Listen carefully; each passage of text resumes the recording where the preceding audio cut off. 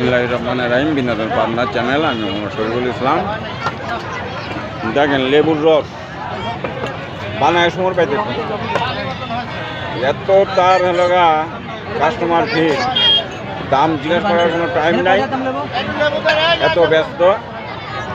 পাবনার টেবুনিয়া দেখেন এক নজরে খালি ফুচকা, লেবুর রস, আখের রস দেখতে থাকেন। আস্তে আস্তে সন্ধ্যা হয়ে গেছে, যার কারণে আপনাদেরকে পুরা ইমেজ দেখানো যাচ্ছে না। এদিকে রেল স্টেশনের পাশে পুরা ওদিকে ঢুকাই যাচ্ছে না, এত যানজট। ঈদ মোবারক, ঈদ মোবারক, ঈদ মোবারক। ঈদের বাজারে দেখেন প্রচুর লোক, ওদিকে নাগরদোলা, ওদিকে ঘোরাঘুরি সব কিছু আছে। বিনোদন পাবনার চ্যানেল, আপনাদের চ্যানেল, আপনারা বেশি বেশি শেয়ার করুন, বেশি বেশি কমেন্ট জানান।